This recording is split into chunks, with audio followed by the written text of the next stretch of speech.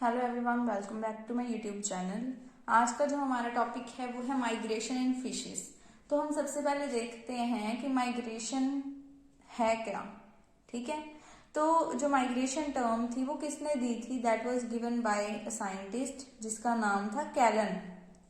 ठीक है, और उसने माइग्रेशन की डेफिनेशन भी दी थी। वो माइग्रेशन की डेफिनेशन क्या थी कि migration is regular, periodic and two way movement of population from a breeding or nesting place to a feeding or resting place and back। जिसका मतलब क्या है कि माइग्रेशन जो है वो एक रेगुलर एंड पीरियोडिक है। रेगुलर मतलब कि कुछ टाइम बाद जो है वो दोबारा से वही चीज परफॉर्म करेंगे रेगुलर वे में। पीरियोडिक भी वही चीज हुई कि वो रेगुलर वे में जो है अपने जो ब्रीडिंग प्लेस है या नेस्टिंग प्लेस है जहां पर भी वो रहते हैं वहां से कहाँ जाएंगे? फीडिंग, जहां उसने खाना खाने जाना है या रेस्ट करने जाना है वहां पर जाएगा। और उसके बाद जब वो रेस्टिंग प्लेस से उसने वापस आना है तो भी वो क्या करेगा? रेस्टिंग प्लेस से कहाँ आ जाएगा? ब्रीडिंग प्लेस की तरफ दोबारा वापस आएगा। तो ये टू वे मूवमेंट है, एक बार जाएगा एक बार वो आएगा। क्लियर? तो इस वजह से यहाँ पर लिखा है टू वे मूवमेंट है, रेगुलर है और पीरियोडिक मूवमेंट है। जब भी कोई भी एनिमल पॉपुलेशन उसकी जब वो ब्रीडिंग प्लेस से कहाँ जाएगी? फीडिंग या रेस्टिंग प्लेस पे जाएगी। क्लियर है इतना? उसके बाद अब हम देखते हैं कि माइग्रेशन इन फिशेज होती क्या है। Migration in fishes, so the long journeys taken by fishes from one place to another and back is called fish migration। Fish migration क्या होती है कि जब फिशेस एक जगह से दूसरी जगह जाएंगी, लॉन्ग यहाँ पर डिस्टेंसेस को कवर कर रही हैं, जब वो एक जगह से दूसरी जगह जा रही हैं और वो दोबारा से वापस भी आ रही हैं। ठीक है, तो उस टाइप का जो माइग्रेशन होगा वो क्या होगा? Fish migration. अब क्वेश्चन ये आता है कि ये माइग्रेट ही क्यों करती हैं? क्या रीजंस है माइग्रेशन के? रीजंस फॉर माइग्रेशन, सबसे पहला है स्केर्सिटी ऑफ फूड, खाने की कमी हो जाना। जब खाना उन्हें नहीं मिलेगा तो वो क्या करेंगी? माइग्रेट कर जाएंगी। कहाँ जाएंगी? उस रीजन में जाएंगी जहां पर उन्हें फूड अवेलेबल हो। देन है abiotic factors like light, pH, temperature, water currents etcetera. Abiotic factors भी जो है रीजन हो सकते हैं माइग्रेशन के। लाइट कितनी है, उन्हें कितनी लाइट मिल रही है, सनलाइट। ठीक है, टेम्परेचर कितना है। ठीक है, जिस वाटर में फिशेस रह रही हैं उसका पीएच कैसा है। Then water currents, water current कितना ज्यादा तेज है या स्लो है, जिसमें भी वो सुटेबल होंगी वो वहीं रहेंगी। अगर उन्हें सुटेबल ना लगा तो वो क्या कर जाएंगी? माइग्रेट कर जाएंगी। उसके बाद है सेक्सुअल मैच्योरिटी, जब भी फिशेज में सेक्सुअल मैच्योरिटी आएगी तब वो माइग्रेट कर जाएंगी। हम पढ़ेंगे आगे अलग अलग टाइप्स की माइग्रेशन जो है वो हम पढ़ेंगे फिशेज में। तो कई फिशेज जो हैं सी टू फ्रेश वाटर चली जाती हैं। किस लिए? ब्रीडिंग पर्पसेस के लिए। कुछ fresh water to sea water जाएंगी, कुछ sea water to fresh water जाएंगी। अलग अलग टाइप का आपको मैं बताऊंगी, दैट विल डिस्कस लेटर। तो जब भी सेक्सुअल मैच्योरिटी होगी तो उनके हॉर्मोन्स में चेंज आ जाता है। हॉर्मोन्स भी जो है माइग्रेशन का रीजन हो सकता है। ठीक है, उसके बाद इंस्टिंक्ट, इंस्टिंक्ट का मतलब होता है स्वाभाविक। ठीक है, तो मतलब ये चीज स्वाभाविक भी है कि कोई भी फिश जो है वो माइग्रेट कर सकती है, कोई बड़ी बात नहीं होती है। उसके बाद है predators and competition. Predators and competition जिसका मतलब क्या है? प्रेडेटर्स मतलब उसे अगर मान लो कोई किल कर रहा है या वहां का वाटर सही नहीं है उसको, वो तो इसमें आ गया अबायोटिक फैक्टर्स में। प्रेडेटर्स का मतलब हुआ कि अगर मान लो ह्यूमन बीइंग है या वहां पर और भी कोई टाइप की ऐसी फिश आ गई या कोई ऐसा टाइप का एनिमल आ गया जो इन्हें खा रहा है ना, इन्हें किल कर रहा है, तो फिर ये क्या करेंगी? वहां से माइग्रेट कर जाएंगी। कंपटीशन, कंपटीशन बहुत सारी चीजों का हो सकता है। जैसे कि फूड का हो गया, फूड के लिए भी उन्हें compete करना पड़ेगा, रहने के लिए, सर्वाइवल के लिए भी compete करना पड़ेगा। तो अलग अलग फैक्टर्स जो हैं वो उन्हें मजबूर कर देते हैं माइग्रेशन करने के लिए। इसमें हम एग्जाम्पल लेंगे ईल एंड सैल्मन की। अब देखते हैं the types of fish migration.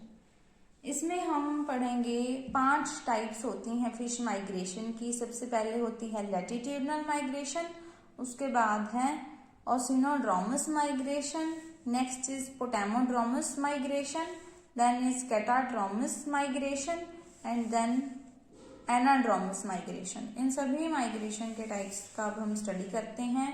सबसे पहला है लैटिट्यूडनल माइग्रेशन, जिसमें हम क्या स्टडी करेंगे कि जो फिशेस हैं वो क्या करेंगी, नॉर्थ से साउथ माइग्रेट कर जाएंगी। जब नॉर्थ में स्प्रिंग सीजन चल रहा है और साउथ में ऑटम सीजन चल रहा है तो वो नॉर्थ से साउथ की तरफ जो है वो माइग्रेट कर जाएंगी। ये एग्जांपल्स मैंने साथ साथ लिखी हुई है यहाँ पर। उसके बाद है ओसिनोड्रोमस माइग्रेशन। ओसिनोड्रोमस माइग्रेशन में क्या होता है कि ये इस टाइप का माइग्रेशन है जिसमें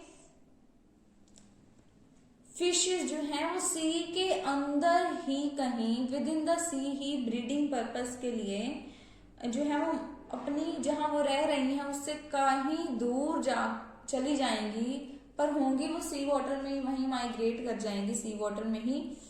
तो उस टाइप का माइग्रेशन को बोलते हैं ओसिनोड्रोमस माइग्रेशन। इसका एग्जांपल है ट्यूनस। उसके बाद है पोटामोड्रोमस माइग्रेशन, जिसमें जो है ये जो है वो ओसिनोड्रोमस माइग्रेशन का उल्टा ही है। मतलब इसमें क्या होगा कि कोई भी फिश जो फ्रेश वाटर में रह रही है वो क्या करेगी, वो भी अपने जहां वो रह रही है उससे दूर कहीं चली जाएगी। फ्रेश वाटर में रह रही है, वो फ्रेश वाटर में ही अपने जहां रह रही है, नेटिव प्लेस में जहां भी रह रही है उससे थोड़ा दूर जो है वो चली जाएगी। ठीक है, तो इसमें एग्जांपल आएगा कार्प्स। उसके बाद है कैटाड्रोमस माइग्रेशन। इसमें क्या होता है कि जो भी फिशेस हैं वो फ्रेश वाटर से सी वाटर में माइग्रेट कर जाएंगी। किस लिए, क्यों माइग्रेट करेंगी, स्पॉनिंग के लिए करेंगी। एग्जाम्पल इसमें आएंगे ईल्स की। एनाड्रोमस कैटाड्रोमस का उल्टा है। इसमें क्या होगा, सी वाटर टू फ्रेश वाटर जाएंगे वो, क्यों, स्पॉनिंग के लिए। इसमें एग्जाम्पल आप क्या लोगे, सैल्मन की। ठीक है, एनाड्रोमस माइग्रेशन में मैंने क्या बताया कि एनाड्रोमस माइग्रेशन कैटाड्रोमस माइग्रेशन का उल्टा ही है। ठीक है, इसमें fresh water to sea water जाना है, इसमें sea water to fresh water जाना है। किस प्रोसेस के लिए, स्पॉनिंग के लिए। कैटाड्रोमस की माइग्रेशन है ईल्स, एनाड्रोमस की माइग्रेशन है सैल्मन। अब हम नेक्स्ट डिस्कस करते हैं ईल माइग्रेशन। अब हम देखते हैं ईल माइग्रेशन। ईल माइग्रेशन जो है अभी मैंने बताया आपको कैटाड्रोमस माइग्रेशन में आती है। मतलब ये फ्रेश वाटर से कहाँ माइग्रेट करेगी, सी वाटर में। पर्पस आपको मैंने बता ही दिया किस लिए करेगी, ब्रीडिंग या स्पॉनिंग के लिए। अब हम देखते हैं ईल का life history in the 4 phases. सबसे पहला फेज है an adult yellow coloured eel present in river. सबसे पहले जो ईल होती है जब वो अडल्ट होती है तो उसका कलर होता है येलो कलर, और वो कहाँ है, रिवर में। रिवर में मतलब कि फ्रेश वाटर में। और जब वो मैच्योर हो गई है, वो तैयार हो गई है माइग्रेशन के लिए, तो उसका कलर जो है वो सिल्वर ग्रे हो जाता है। The silver grey coloured eel ready for migration. ठीक है, पहले येलो कलर होगा, उसके बाद जब वो माइग्रेशन के लिए रेडी है तो उसका कलर कैसा हो जाएगा, सिल्वर ग्रे कलर हो जाएगा। उसके बाद जो लार्वा बनेगा उसको बोलते हैं पेलेजिक लार्वल फेज, और ये है लार्वा का नाम, जिसका नाम है लेप्टोसिफेली। उसके बाद जो लार्वा है पेलेजिक लार्वा, उसकी मेटामॉर्फोसिस होगी और वो एल्वर्स लार्वा में चेंज हो जाएगा। ये जस्ट लाइफ हिस्ट्री के 4 पॉइंट्स यहाँ पर आपको मैंने बताए हैं। इसको पूरा एक्सप्लेन करके अच्छे से मैं बताती हूँ अभी आपको। The yellow coloured eel stops feeding in autumn. The color of eel changes to silver gray and it stops feeding. Eyes get enlarged and snouts get sharper. Now the sexually mature eel, female eel, migrate towards the sea. The male follows the female. During migration, the reproductive organs mature and alimentary canal atrophies. They travel 5,000 to 6,000 km in sea and reach a depth of 500 meters. Here they spawn and die after spawning. The eggs hatch into little transparent leaf-like flattened pelagic larvae called leptocephali. These larvae have elongated needle-like teeth for feeding. After 2-3 years, these larval changes into the cylindrical larva called Alvars larva. The Alvars larva migrate to the fresh water. The Alvars larva grow and becomes yellow eels. क्या लिखा है यहाँ पर? यही बात लिखी है कि किस तरीके से ये 4 जो मैंने आपको बताए हैं लाइफ हिस्ट्री के फेजेस वही एक्सप्लेन किए हुए हैं। क्या बताया है कि सबसे पहले जो येलो कलर की ईल होगी, ठीक है, वो खाना पीना बंद कर देगी और उसके बाद वो सिल्वर ग्रे कलर में चेंज हो जाएगी। अब क्योंकि उसने खाना पीना बंद कर दिया है तो क्या होगा, उसकी आंखें बाहर को निकल आएंगी, ठीक है, enlarged and snout becomes larger sharper. और उसके बाद अब क्योंकि वो माइग्रेशन के लिए तैयार हो गई है, उसका सिल्वर ग्रे कलर हो चुका है और वो सेक्सुअली मैच्योर हो चुके हैं, तो जो फ्रेश जो हमारे पास फीमेल ईल होगी, मैच्योर फीमेल ईल होगी, वो क्या करेगी, fresh water to sea water में माइग्रेट कर जाएगी। जो फीमेल हैं उनको फॉलो करते करते मेल उनके पीछे आ जाएंगे और माइग्रेशन जो है उसके दौरान जो इनके रिप्रोडक्टिव ऑर्गन्स हैं वो मैच्योर हो जाते हैं और जो एलिमेंट्री कैनाल है वो धीरे धीरे जो है इनकी बॉडी से खत्म ही हो जाएगी, ठीक है। और क्योंकि इन्होंने खाना पीना तो बंद कर दिया तो इन्हें क्या जरूरत है इसकी।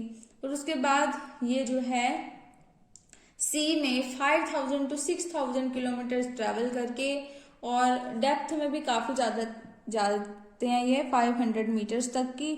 और उसके बाद ये स्पॉनिंग करते हैं एंड उसके बाद स्पॉनिंग करने के बाद ये डाई हो जाते हैं।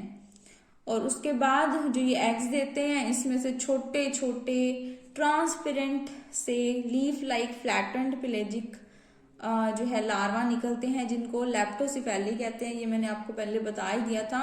और उसके बाद ये देख रहे हो ये है लेप्टोसिफेली लार्वा। तो ये जो लार्वा होंगे इनके पास नीडल लाइक टीथ होंगे फीडिंग के लिए, ठीक है। ये लेप्टोसिफेली लार्वा है, उनके पास नीडल लाइक टीथ होंगे फीडिंग पर्पस के लिए। उसके बाद 2-3 साल के बाद क्या होगा कि ये जो लेप्टोसिफेली लार्वा है ये एल्वर्स लार्वा में चेंज हो जाएगा जो कि सिलेंड्रिकल शेप का, ये देख रहे हो ये है एल्वर्स लार्वा, तो इसमें चेंज हो जाएगा। और ये होता है सिलेंड्रिकल शेप का होता है। और उसके बाद जब एल्वर्स लार्वा भी मैच्योर हो गया तो उसके बाद एल्वर्स लार्वा भी जो है वो कहाँ चला जाएगा, दोबारा वापिस सी वाटर से फ्रेश वाटर में आ जाएगा। तो एल्वर लार्वा ग्रो करके दोबारा से अडल्ट बन जाएगा और अडल्ट का कलर कैसा होगा, येलो कलर। ये है अडल्ट ईल जिसका कलर येलो होगा, ठीक है। इसके अंदर आप कलर भी फिल कर सकते हो, लाइक ज्यादा समझ में आएगा। उसके बाद हम पढ़ेंगे salmon migration which is anadromous, ठीक है। तो एनाड्रोमस में हमने क्या देखा था, एनाड्रोमस जो है वो कैटाड्रोमस माइग्रेशन का उल्टा होता है। मतलब एनाड्रोमस माइग्रेशन क्या है, सी वाटर टू कहाँ जाएगा, फ्रेश वाटर जाएगा। इसमें हमने एग्जांपल सैल्मन की पढ़ी थी। तो जो सैल्मन है वो एक मैराइन फिश है, ये फ्रेश वाटर में जो है वो माइग्रेट कर जाएगा। क्यों, स्पॉनिंग या ब्रीडिंग पर्पस के लिए। तो इसको हम एक एनाड्रोमस फिश कहते हैं। विंटर के टाइम पर जो एक सैल्मन का पेयर है वो माइग्रेट कर जाएगा सी वाटर टू फ्रेश वाटर में और उसके बाद इनमें डेवलपमेंट हो जाएगी। एंड उसके बाद ये खाना पीना बंद कर देंगे। इनका पहले कलर ग्रे होता है और उसके बाद इनका कलर चेंज किस में होता है, रेडिश ब्राउन में, ठीक है। और ईल में क्या था, येलो टू सिल्वर ग्रे होता था ना, इसमें कैसे होगा, grey to dull reddish brown. फिर अब इसमें क्या होगा, सेक्सुअल डायमॉर्फिज्म होगा। जो मेल होंगे उनके जो सामने वाले दांत होंगे, फ्रंट दांत होंगे, वो बड़े बड़े हो जाएंगे। एंड जो सैल्मन है वो सिलेक्ट करेगा सूटेबल पार्टनर अपना, जो स्पॉनिंग करने के लिए सिलेक्ट कर लेगा। और उसके बाद वो जो है वो नेस्ट बनाते हैं, सोसर शेप्ड नेस्ट बनाते हैं और वहां पर स्पॉनिंग करते हैं। जो फीमेल है वो क्या करेगी, जो एग्स होंगे उसको बॉटम पे रख के और उसको कवर कर देगी लूज ग्रेवल से। एंड उसके बाद स्पॉनिंग के बाद जो है अडल्ट कई बार मर भी जाते हैं, डाई हो जाते हैं। और कई केसेस में जो है एक्चुअली होता क्या है कि सैल्मन जो है अपनी पूरी लाइफ टाइम में 2 बार जो है वो स्पॉनिंग कर सकता है।